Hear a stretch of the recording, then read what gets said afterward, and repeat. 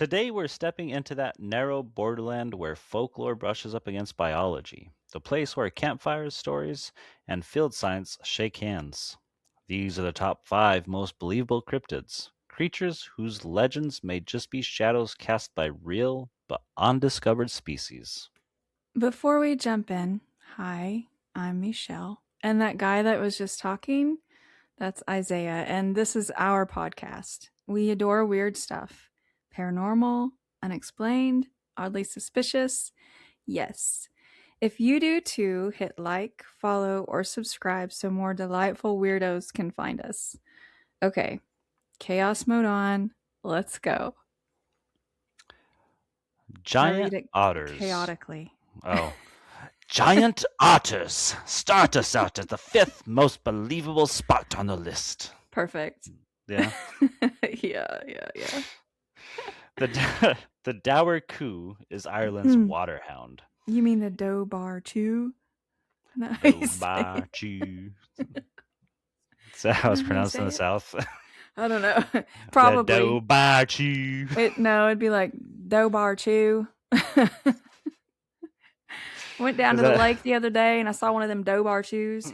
I was thinking more like, went down the lake. How about you? Yeah, that's more like it. In Irish folklore, the Dower Coo is a fierce otter-like creature said to haunt lakes and rivers. Strip away the mythic teeth and the supernatural vengeance, and what remains is surprisingly plausible: a large semi-aquatic mustelid.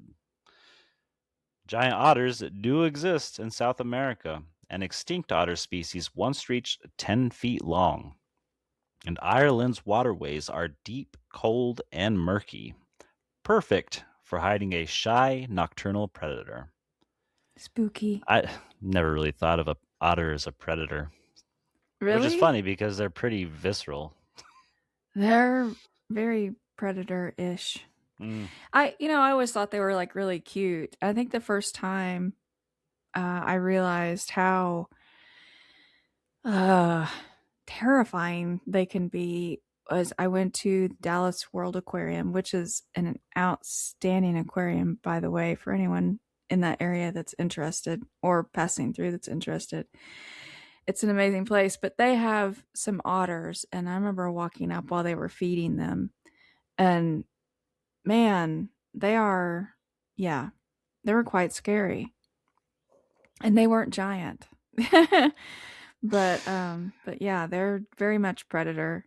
Um, You know what my Kinda problem is? creepy-ish. Hmm? You know what my problem is? What? Is I'm saying otter. I know what an otter is, but you know what Mhm. I'm picturing in my head? What? It's a platypus. A platypus? And I don't know why. That's why it wasn't seeming so predator like to me, is because I'm sitting there picturing this duck billed flat tailed pudgy little creature being a Well, they're cute predator. too, but they are venomous. Like, They are venomous they and have they a are little thing, like, what is it, they're like, on like a stirrup or something on their back leg or something? I don't mhm. remember. Anyway, yeah, they can get you. I mean, Not aside from It's just a that, defense. they're also very what is it? They platypi actually are very immune to poisons and venoms. Okay. Well, that's good because I mean, they're cute little guys, and But it's just a defense, you know? that's aside from the point. We're talking about otters, and that's what I was picturing though as a platypus, and that's my fault. You thought they were giant platypuses, Yup. and So they I were was killing imagining a people. 10-foot platypus. Oh, man, that'd be something, though. Yep. I had to watch out for that tail.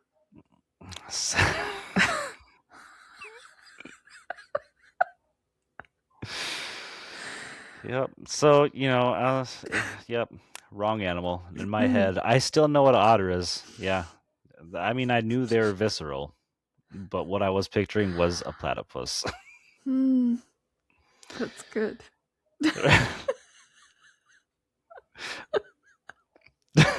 Okay. Mm. Reports of the Dower coup span several centuries, with the most frequently cited accounts concentrated in the northwest counties of Ireland. While the creature is rooted in myth, a handful of encounters are tied to specific names, dates, and locations, giving the Dower coup a unique place in cryptid history. The most widely referenced incident occurred in 1722 near Glenade Lake in County Leitrim. According to local tradition and later written accounts, a woman named Grace Connolly was killed by a creature identified by witnesses as a Dower coup. Her husband, Terence, reportedly found her body at the lake's edge with the creature lying across her mains. He killed it, and its dying cry was said to summon a second, larger Dower coup from the lake. Terence and a companion fled on horseback, pursued for several miles before they managed to kill the second creature. That's crazy. That like they were on horseback and this thing pursued them for several miles out of the water. That's just Yeah, I don't know. Is that exaggerated? We will never know. I don't know. This thing was 10 feet long. I mean, and that's true. I mean, but horses, yeah, I don't know. I As don't know. fast as a horse is, I mean, if it's a predator, if it's a predator-like It's true. creature, it will be able to hunt for a while. It's not going to just give up as soon as you're like out of eyesight. That's true. And yeah. But then there's things like was it like cheetahs? Like they can go like really quick bursts, but not for very long. They don't have like the endurance to keep running Hmm. for a long time. But some predators do, I suppose. They have. Well, But and it makes me wonder because I I assume maybe they weren't that running the whole time too. I'm sorry. Didn't mean to get right. interrupted. No, that's exactly where I was going. Is I Oh, was okay. thinking because Terrence and his companion, whoever this companion is, because that's all it says, his companion, It was his dog. hits his horse. Him and his horse fled on horseback. um, so I assume that they're circling around. They're not just running off in Yeah. one direction because they want to keep checking on Grace, see if Grace is okay and all this stuff because Grace was going to be mealtime. So, Yeah. So they were just essentially being hunted, not yeah. necessarily chased. Yeah. And so maybe they were circling around and that second Dower coup was just kind of watching the vicinity, the Mm-hmm. area, and was like, Yeah. oh, there they are. That makes sense. For sure. Grace's gravestone, located in Conwall Cemetery, bears a carved depiction of a long bodied animal pierced by a sword, which many locals and researchers point to as physical evidence that the story was taken seriously by the community at the time.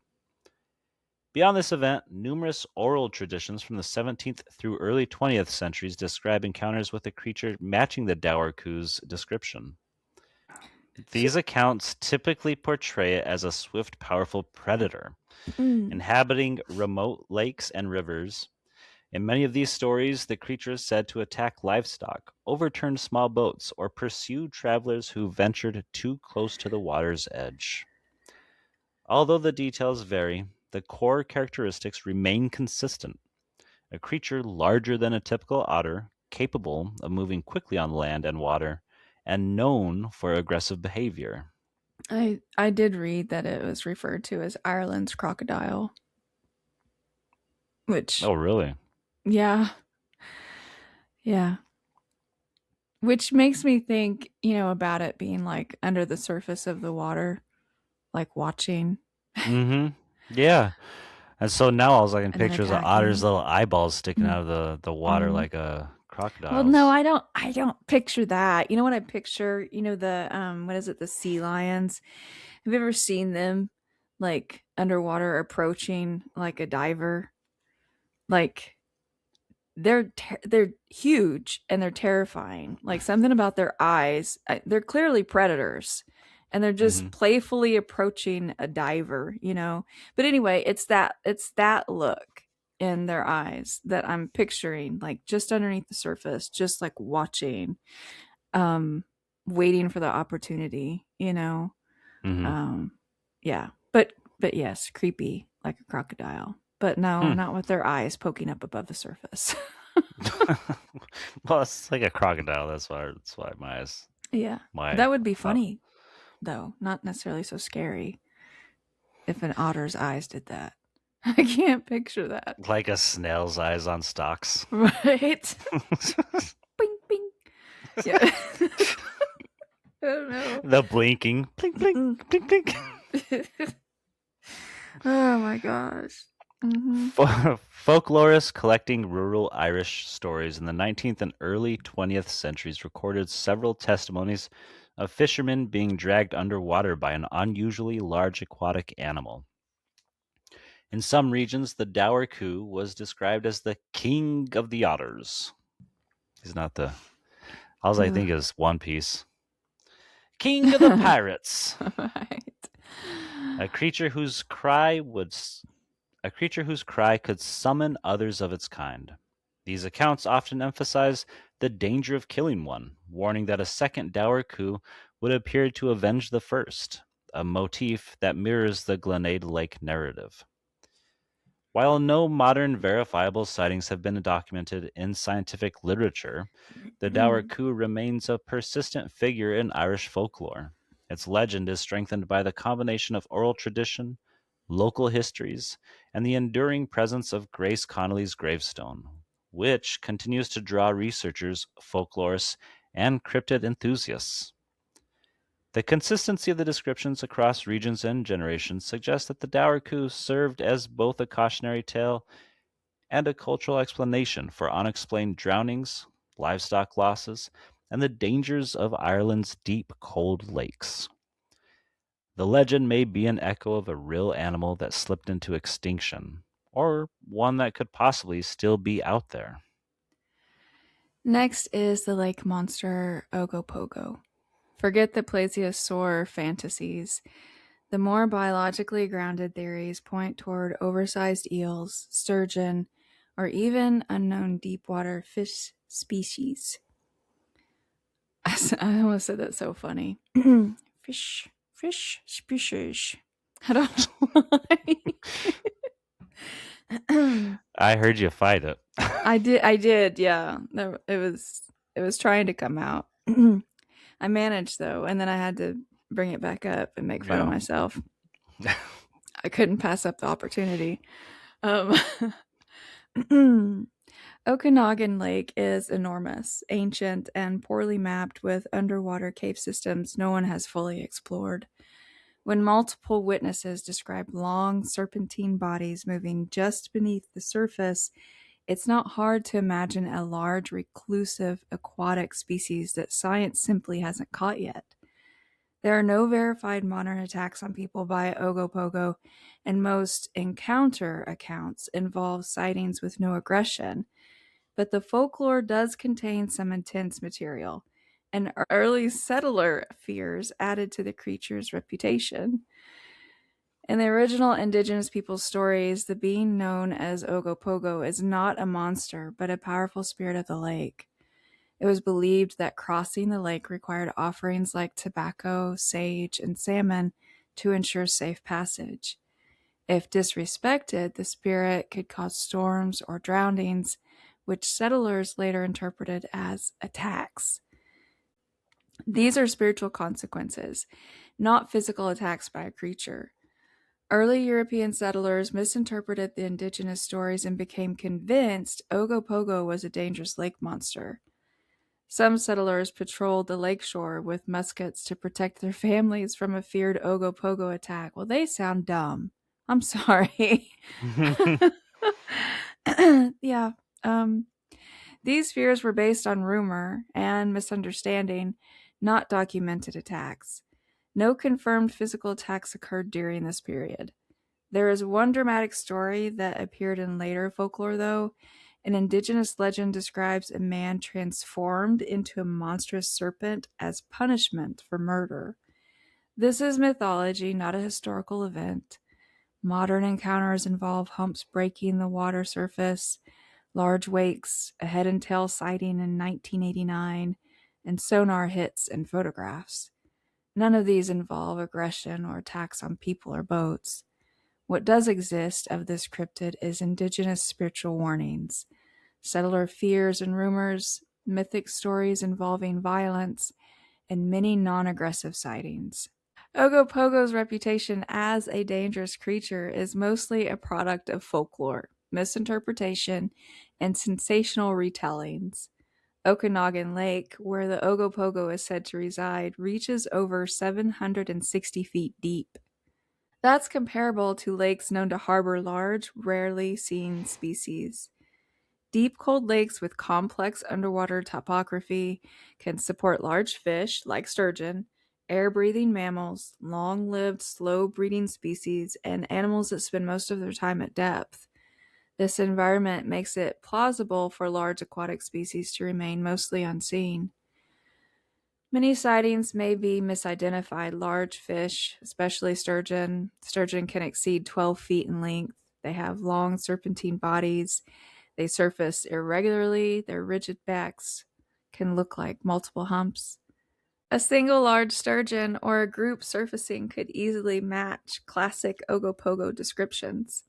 Another thing to consider is optical illusions and wave phenomena, underwater currents, standing waves, logs or debris creating rhythmic motion. All of these can create the appearance of a long, undulating creature. But here's the twist: optical illusions don't explain all the sightings, especially those with multiple witnesses or consistent descriptions across decades.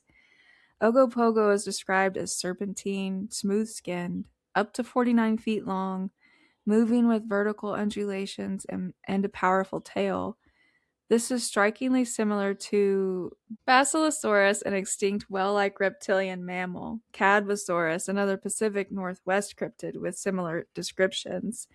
The consistency suggests people are seeing something with a recognizable form. While scientists dismiss the idea of a surviving prehistoric creature, it's not biologically impossible for a long bodied marine mammal, large eel like fish, or a deep water reptile analog to persist in a stable, deep lake system. We've discovered giant squid only recently. Coelacanths, did I say it right? Yeah, coelacanths, after they were thought extinct for 65 million years, and new deepwater species every year. So the idea of an unknown large aquatic species is not far fetched.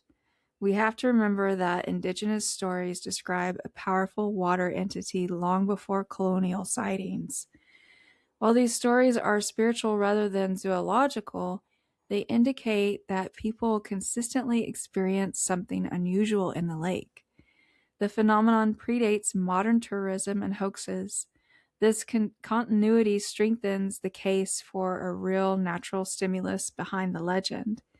So, could Ogopogo be real? The lake's depth, ecology, and the consistency of sightings make the idea scientifically plausible, even if unproven. This is kind of like a Nessie, right? Yeah. Okay. So like okay, so the lake was deep enough. That so I mean, but that kind of thing always makes me wonder, especially like with how the ocean is and stuff. I know this is kind of going a little off, but mostly in the same area here. It's like so like when it comes to like the depth of water and going deeper into the earth basically, I feel like there's gonna be something, things that we don't normally see or even have categorized or even, noted on. Yeah. So I think it's totally possible if the depth is there, if the ecology is there. 760 feet deep. Yeah, That's a deep lake. yeah. I just, I don't know. I think there's a lot. I mean, haven't we explored space more than we've explored our oceans and our Oh yeah, bodies of water? very much so. I feel like, of course, one of those reasons is just because of danger. And it's not just the water pressure, there is stuff in that water I do believe that there are a lot of things from prehistoric times, like the coelacanth, that didn't go extinct with a lot of other things, um, or maybe some things that were just killed out by fishermen.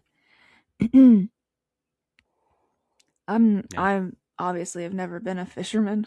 I don't live on the sea, but from what I understand, it's just kind of it's a different way of life. You see different things, you experience different things, things that you and I don't know anything of. Mm-hmm. And some of those stories stay with only fishermen, you Oh know. yeah. So, I don't And know. I mean, Ireland's old magic land. Yeah. Yeah, So definitely. I don't know. I mean, even sturgeon, yes, they're massive, but I don't know. I don't know. I think there's hmm something out there.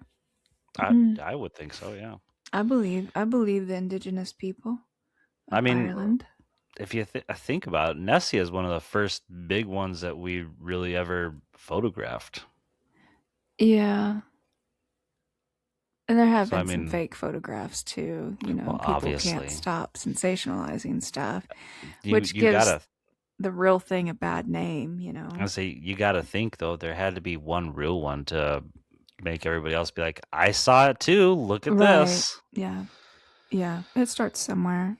hmm that little truth behind every new other lie that was made. Hmm. Yeah, for sure.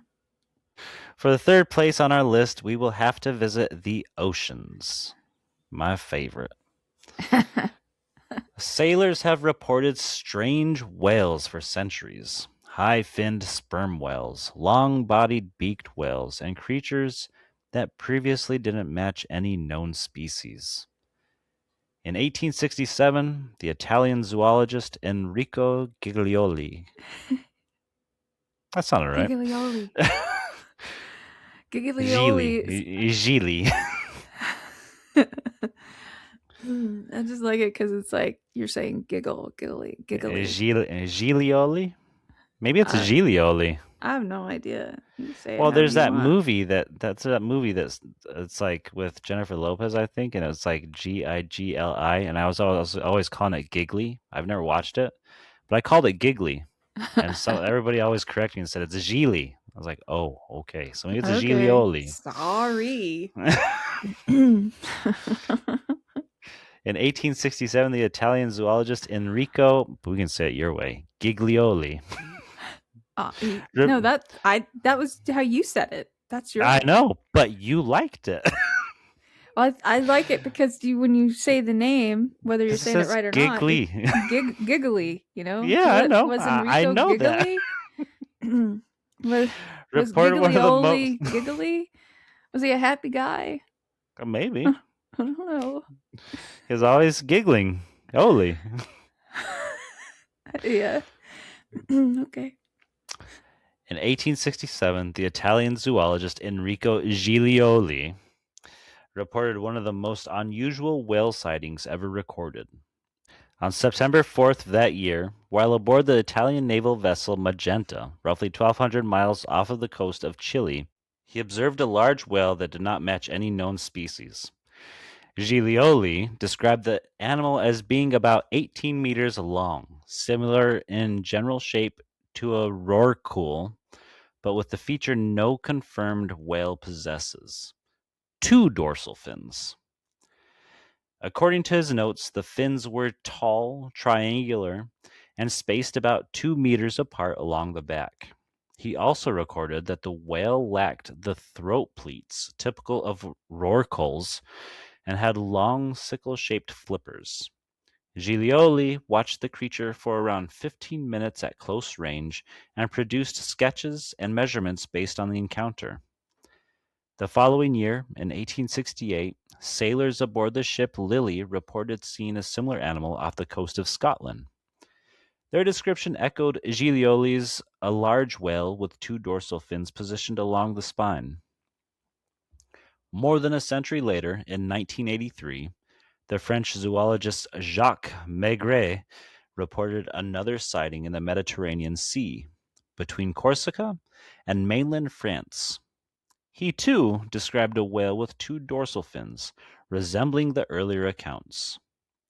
None of these sightings have ever been verified, and no physical evidence has been recovered. No modern photographs, carcasses, or genetic samples exist, and no known whale species has ever been documented with two dorsal fins. Scientists generally consider the reports unconfirmed and possibly the result of misidentification, rare deformities, or optical illusions involving multiple animals surfacing in sequence. Still, the consistency of the descriptions across more than a century keeps these sightings alive in discussions of marine anomalies and cryptozoological history. Here's the biological kicker. Over 20 species of beaked whale were discovered only in the last few decades. Some were identified from a single skull washed ashore. Even though the two dorsal fin whale has never been confirmed, several scientific principles make such sightings plausible rather than impossible. Whales, like all animals, can experience developmental anomalies. These can include extra fins or limbs, missing fins, unusual body proportions, fused or split structures. These are documented cases of dolphins and whales with double dorsal fin deformities, extra flippers, and split dorsal fins. And every time I read lists like this, I keep thinking, and if you experience any of these, go see your go see your main physician. So a whale with two dorsal fins could be a rare congenital mutation, not a separate species. The ocean is vast, and humans have explored only a small fraction of it. Over 80% of the ocean is unmapped and unobserved. New large marine species are still being discovered. Beaked whales, in particular, are elusive and rarely seen. This means that unusual individuals or even small isolated populations could exist without being documented. Even trained observers can misidentify whales because of surfacings that are brief. Lighting and sea conditions distort the shape. Multiple animals surfacing together can appear as one, and dorsal fins can look doubled if the whale rolls or if another whale surfaces behind it. This doesn't mean the sightings are wrong, only that unusual appearances can occur naturally. The 1867, 1868, and 1983 sightings share similar features. A large whale, elongated body, which I would throw in with large whale, and two dorsal fins. When independent observers across more than a century describe the same anomaly, it suggests a reoccurring mutation, a rare but real morphological variant, or a small unknown lineage of whales that occasionally surfaces. Consistency doesn't prove existence, but it strengthens plausibility. Biologically, it is possible that these cryptid whales or sea creatures are in fact unidentified species and not just a fisherman's tall tale. If there's any realm where cryptids thrive, it's the deep ocean, a place where even today we're still finding giants. It's so unexplored. I don't even feel like I need to I don't even feel like they need to say, well, yeah, a small isolated group. Why does it have to be small and isolated? We just said 80% is unmapped. Right. So, I mean, and here's the thing too, is that the water is constantly moving. And this is like, it's not necessarily a reason or an excuse or anything for the unmapping of the ocean, but because of the ocean constantly moving, the torrents of water that rush everywhere, obviously, the undercurrents, the top currents, undertows, all that stuff. The seafloor is always moving too. I mean, nothing sits in the same place at the bottom of the ocean. Right.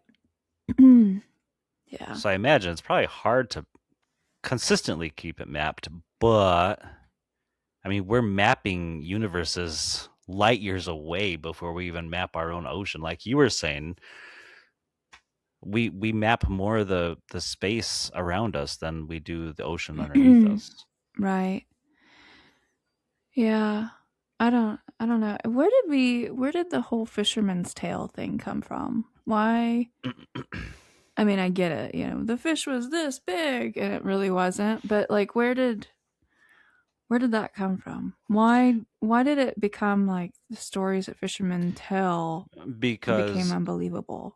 sirens, the things Yeah, that but called out to him from the ocean, Moby Dick, the whale that got away, that sort of thing. I mean, there's a lot of creatures that we see out in the ocean, or at least fishermen see out in the ocean, and nobody believes them because they're out in the ocean. and it's unbelievable because they haven't seen it themselves. Oh, yeah. I mean, that's what I don't get about some people. They think that just because something hasn't been discovered, it doesn't exist. Or just Hmm. because you can't see it, it's not real. And that's not necessarily true. Since we're on the subject of cryptids, there are a lot of I think sometimes people get the idea that cryptids, they immediately think of Bigfoot, Mothman, things like that. There are a lot of cryptids, or actually a lot of well known and documented animals, some of which are in zoos at this point, that were once cryptids. They were Hmm. animals that had been sighted. Um, there were stories about them. Maybe they were legendary. Maybe it was folklore, whatever.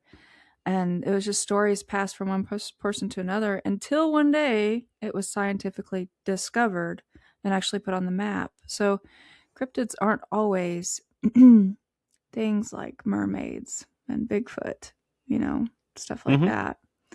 Um, Have Have you so seen, just a quick question, have you seen any of the TikToks that some of these like fishermen that go out to sea like for days at a time to, go fishing? Like on trawler boats and stuff like that, where they are like it's in the middle of the night and they hear singing and they see like bodies out in the ocean and stuff out in the waves. I haven't seen TikToks, but I have seen videos. Mm-hmm. I've seen them since I was in high school. Um, but yeah, I've definitely heard the recorded voices and the recorded singing. That's some Um, eerie stuff right there.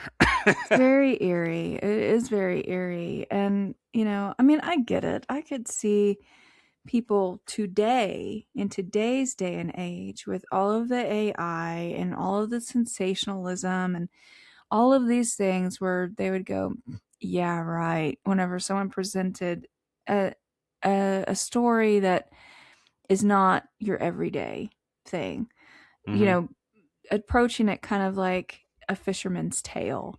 But way back when, before AI, before news stations sensationalizing things, I know people got excited and people, there would be mass hysteria. That's always been around.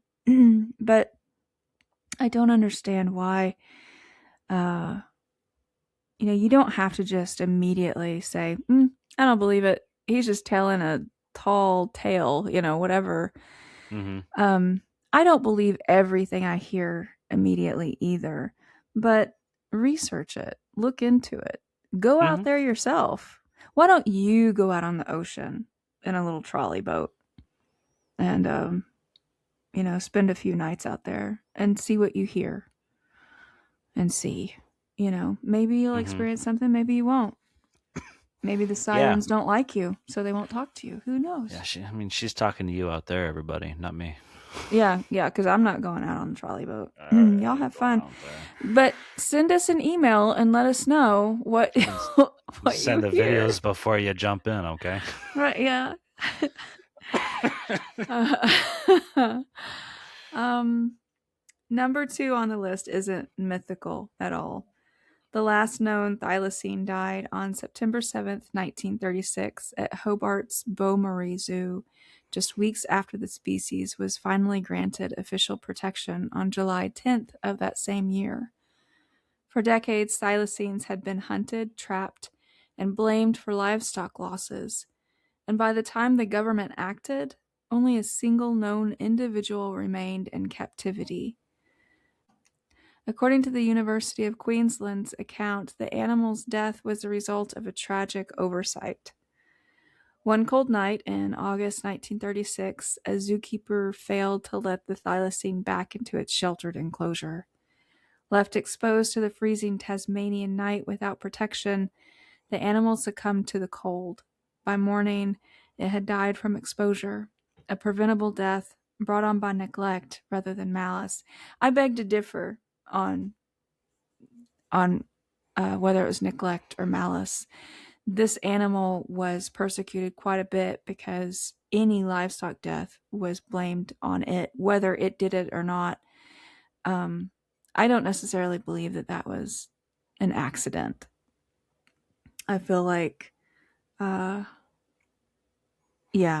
I don't feel it was. I mean, I don't feel like it was an accident. I'm apologize. I don't know who I'm apologizing to, but I don't think that was an accident. I think it was very much on purpose. It was purposeful neglect, and I'm angry about it. I'm not kidding. I mean, really, that is Mm-hmm. just. I mean, whether I don't know, maybe they were a farmer. Maybe they had family that was a farmer and they just, they're like, well, we'll deal with this animal. I don't really know, but how horrible. We're supposed to be stewards over these animals and then we just yeah. Anyway. I think your feelings are kind of justifiable.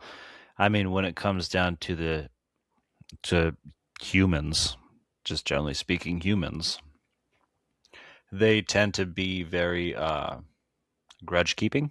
Mhm. And so, yeah, I mean, we've seen humans do it to humans. We've seen humans do it to animals. We've seen humans do it to pets. We've seen humans do it to their own children. We've Yeah. seen humans do it to their own parents. And that's not always a justifiable means as to how to take care of things, but humans do it. So Yeah. I think you're right. You're feeling there. It's very possible. It just wouldn't surprise me at all. But, I that's a court case that never took place. I mean, if you think about it, it's very possible with the people doing that with pit bulls or Mhm. anything else like that, because yeah, Yeah. they're always persecuted as the bad ones. Don't be getting those dogs. Don't be getting those types of animals. And it's so I could see the same persecution being done to these thylacines. Yeah. I mean, this particular thylacine is being protected in a zoo. Basically, that's your job, is to Hmm. protect it, and in so doing that, you're protecting everything else from it. It was a predator. It was definitely a predator. So you can't just like throw your kid in there in the cage with it and expect it to be okay, Hmm. because the predator's going to do what predators do, and everything has to eat, and you can't blame them for that.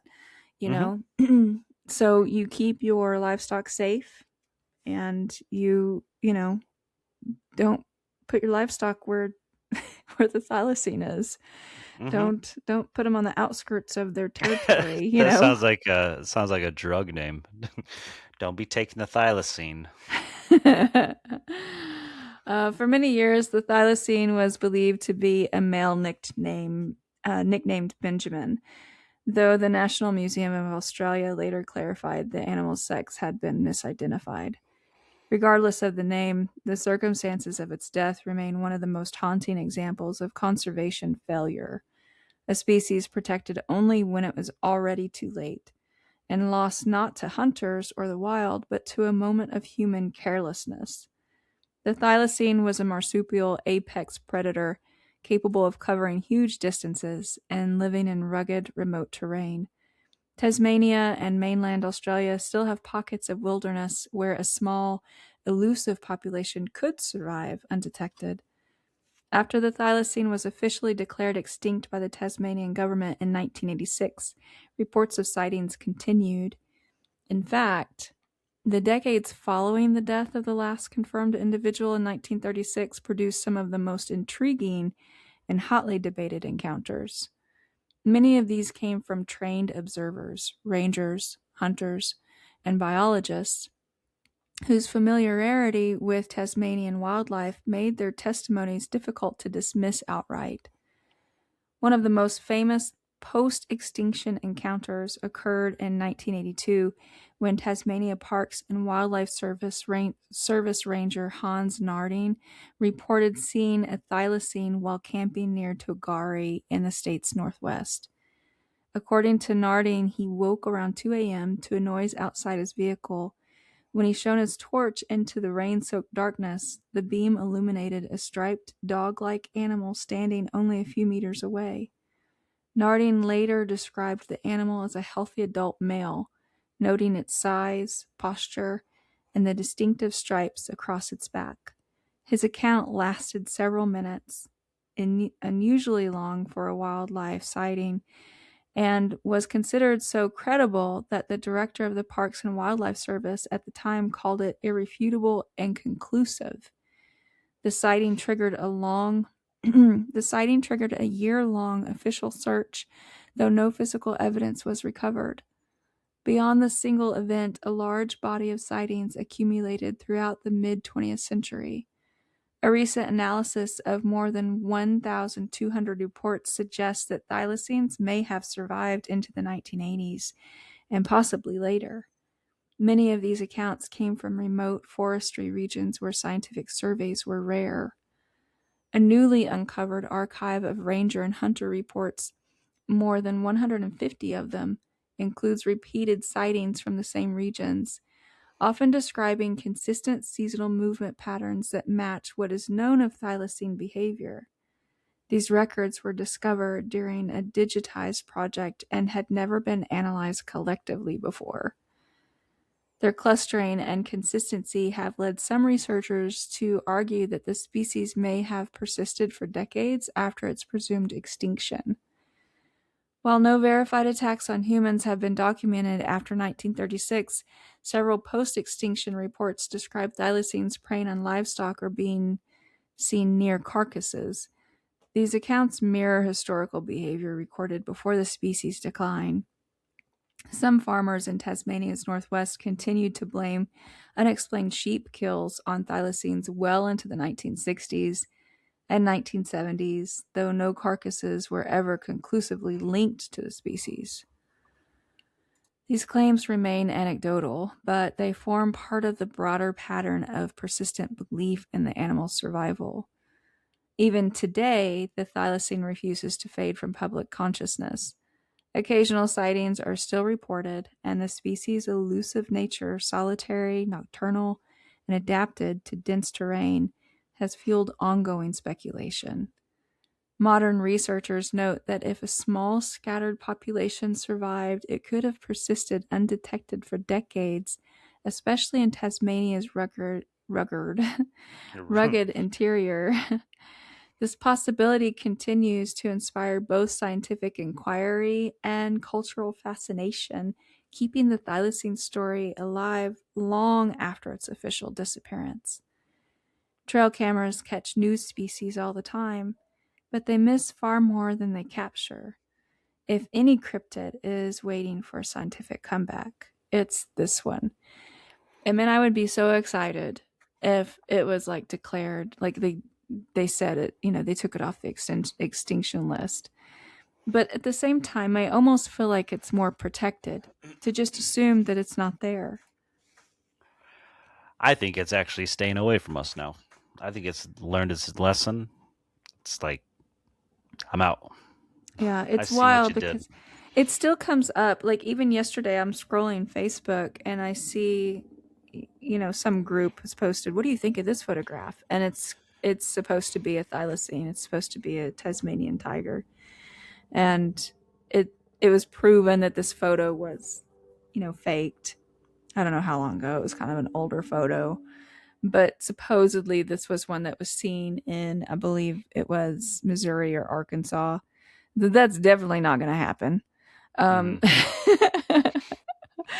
Um, I mean, I guess it could because there's people out there with lots of money.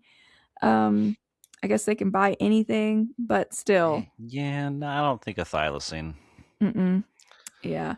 So Somebody yeah, done painted up a res dog. yeah. It's still people are still talking about it. You know, Yeah. people are still. I'm still. I hope that there's still some out there. I really do. Um, but yeah, that's just really sad that it took them so long to decide to protect it. And I can only imagine there were like town hall meetings and things where the farmers were like, "It's killing our sheep," and and then everyone, the nature buffs are like, it's an animal. We need to protect it, and and so it just took them a long time to Yeah. decide to do whatever they needed to do to protect it. Sad. Yeah. Yeah. Those are sad fights because it's like, honestly, we just why kill a species down to the last one and then just kill it off? Like why is Yeah, that? I get it. The farmers got to live. And the farmers are not only trying to feed their families, but they're usually trying to feed other people. Um, so I Yeah. get it, but you know, our farmers around here have ways of protecting their livestock. They have donkeys, and funny enough, they have I can't remember the name of them. There's these little chickens that they can't. They're not obviously not going to attack coyotes or anything like that, but they alert to coyotes, Hmm. which alerts the donkeys if the donkeys haven't already figured out, and the donkeys kick the crap out of the coyotes. Um, but there's ways, and then there's dogs. The Great Pyrenees that protect livestock. Just have to find a way to protect your livestock. You can't I just mean, kill anything that wants to come eat it. I get that, humans want to continue going and expanding and all that stuff, but I mean, that's nature. What else are they going to what else is like the thylacine? What else is it going to eat? I mean, Right. it's just following its natural instincts, and they're going to wipe out a species because of that. That's stupid to me. I think that's stupid.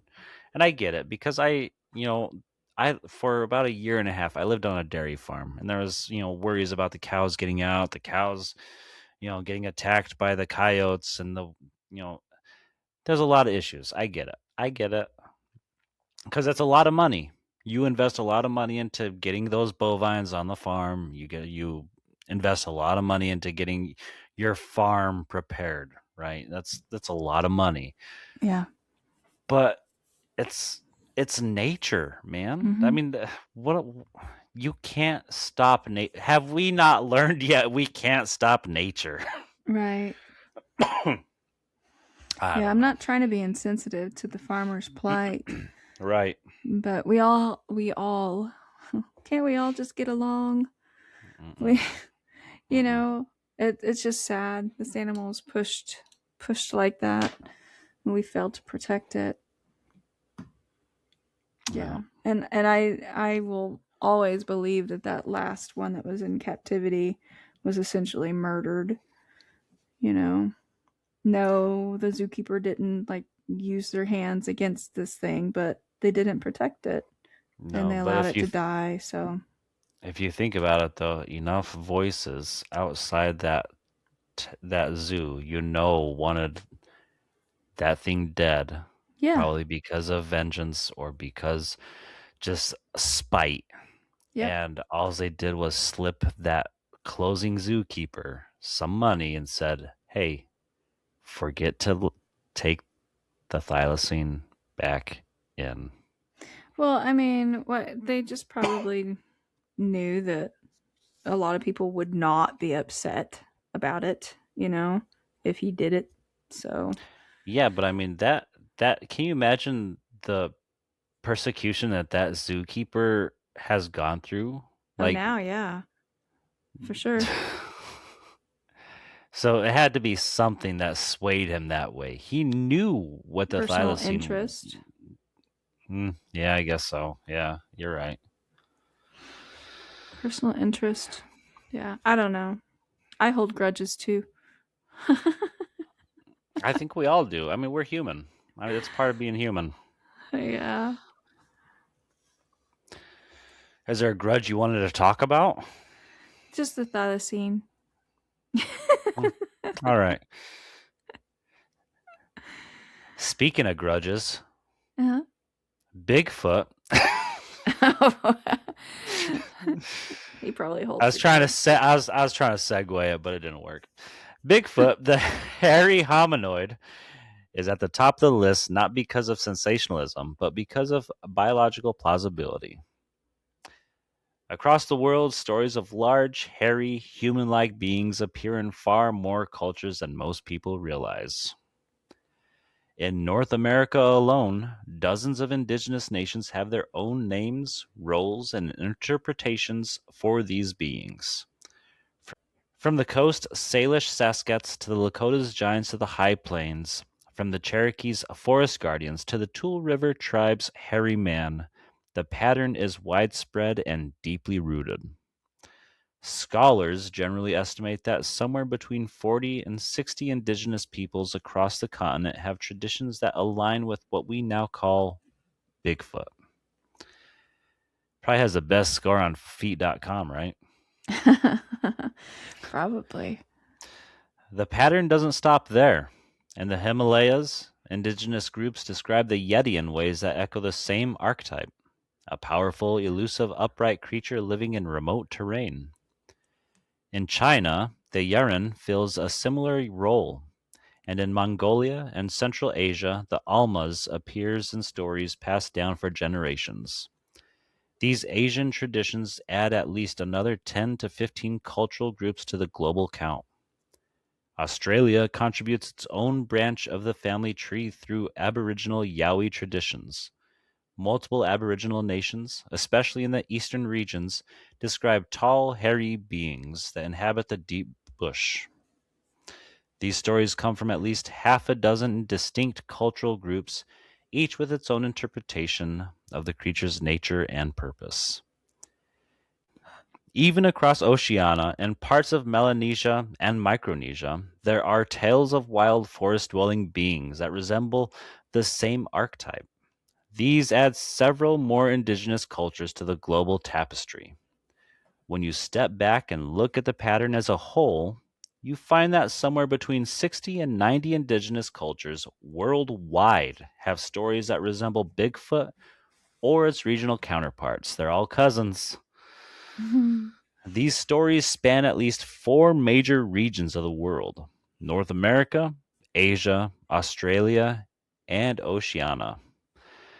The consistency is striking, not because it proves the creature exists, but because it shows how deeply the wild man archetype is woven into human storytelling across continents and millennia.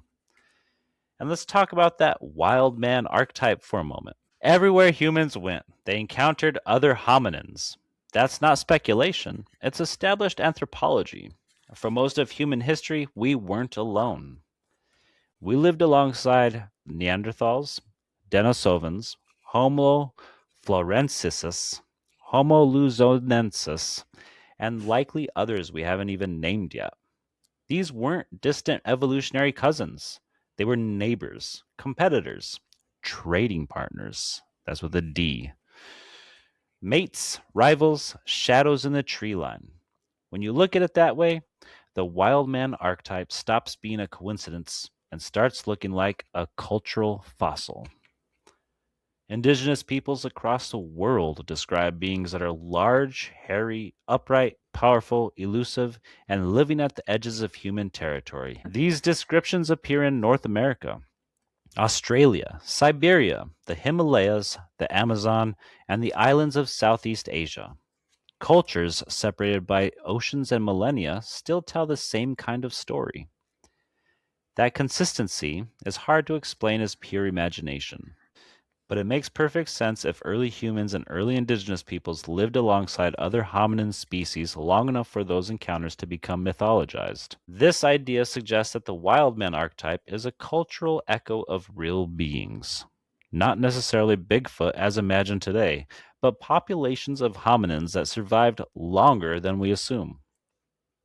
Imagine a world where small pockets of Neanderthal like or Denisovan like beings persisted in remote regions.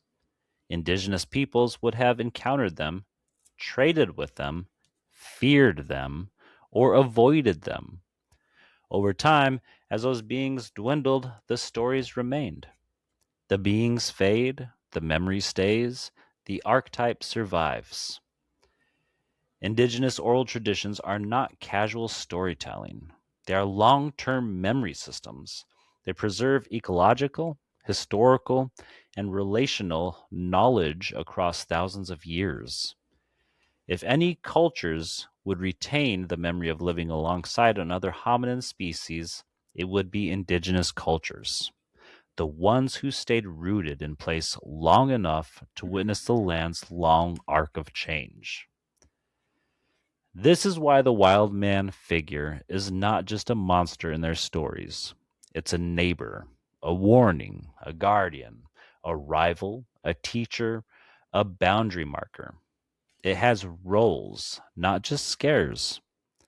That's the signature of a being that was once real. Humans everywhere once shared the world with other humans. Not quite like us, but close enough to unsettle us. And when those beings disappeared, the stories remained as the last trace of coexistence.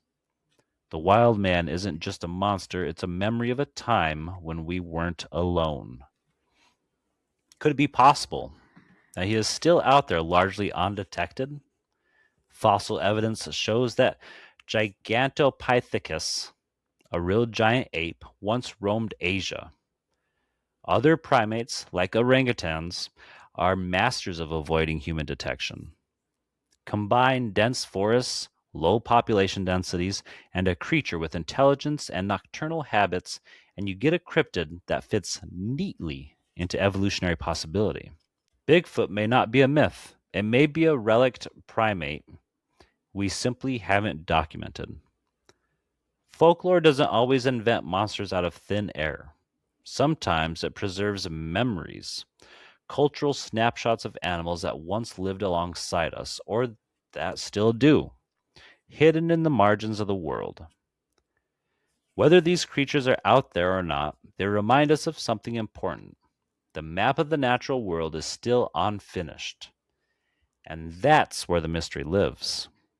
But that mystery isn't just poetic, it's grounded in fact. For most of human history, we shared the planet with other hominin species. Not one or two, but several. Neanderthals in Europe, Denisovans in Asia, the hobbits of Flores, the newly discovered Luzon hominin in the Philippines, and likely others whose bones have not yet been found, or whose traces lie buried in caves we haven't reached. Modern humans overlapped with these beings for tens of thousands of years. We traded with them, competed with them, learned from them, feared them, and in some cases, interbred with them. Their DNA still threads through our blood. When you consider that deep timeline, the idea that memories of these encounters survived in oral traditions becomes not only possible, but plausible. Indigenous cultures are the world's most enduring archivists. Their stories are not random inventions, they are repositories of ecological knowledge, ancestral experience, and long term observation. When a culture describes a tall, hairy, powerful being living at the margins of human territory, that description carries weight. It carries lineage. It carries the echo of something once seen. And the world itself supports the possibility. Vast stretches of forest, mountain, and ocean remain unexplored. Entire species of large mammals have been discovered in the last century. The Saola in Vietnam, the giant muntjac, new species of whales, deep sea giants that rise from the dark like myths made flesh. Even today, scientists estimate that the majority of Earth's species remain undocumented. Not insects, not microbes, species. Animals with bodies, behaviors, and histories we have yet to witness. This is where the plausibility of other cryptids enters the conversation, not as fantasy, but as biological possibility. Earlier, we talked about the thylacine, a confirmed species declared extinct in 1936, yet sightings continue across Tasmania and mainland Australia. The terrain is rugged, the forest dense, and the species itself was notoriously elusive even when it was common. If a known apex predator can slip through the cracks of modern detection, then extinction becomes a hypothesis, not a certainty. The thylacine stands as a reminder that disappearance is not always disappearance. Or consider cryptid whales, strange, unidentified cetaceans reported by sailors, researchers, and coastal communities. The ocean is the least explored environment on Earth. If there is any realm where myth and biology overlap, it is the deep sea, where giants still hide in plain darkness. Then there are the lake monsters, Ogopogo, Champ, and their kin. These stories come from lakes that are ancient, deep, and poorly mapped. Some contain underwater cave systems no one has fully explored. The creatures described are often serpentine, long-bodied, and shy, traits that align with oversized eels, sturgeon, or unknown deep water fish species. The idea that a large aquatic animal could remain undocumented in a massive lake is not only possible, but historically consistent. The giant squid was once a sailor's tale, too. And the dour coo, Ireland's water hound, a creature described as a large, powerful otter like being. Remember that giant otters exist in South America. Extinct otter species once reached lengths of 10 feet. Ireland's lakes and rivers are cold, deep, and murky, perfect for hiding a nocturnal mustelid. When folklore describes something that fits neatly into known biology, the line between myth and memory becomes thin. So when people ask whether a relict hominin could still exist, a shy, intelligent, sparsely distributed species living in remote terrain, the answer isn't a definitive yes, but it's certainly not a definitive no. Biology leaves the door cracked open. Geography widens it. Folklore shines a lantern through the gap. And that's where the wild man archetype becomes more than a story. It becomes a bridge between what we know and what we suspect, between the scientific record and cultural memory, between the world we've mapped and the world that still hides between tree lines, beneath canopies, and in the folds of mountains. Whether these beings are still out there or whether they vanished long ago, their presence in global folklore tells us something profound. Humans have always sensed that we are not, and have never been, the only ones walking upright in the dark. And maybe that's why these stories endure. They remind us that the world is older, stranger, and more layered than our modern certainty allows. They whisper that discovery is not finished, that wonder is not extinct, that curiosity is still a compass worth following. So keep listening to the old stories. Keep watching the tree line. Keep asking the questions that make the world feel bigger instead of smaller. Because the map is still being drawn. And the mystery, the beautiful, ancient, necessary mystery, is still alive.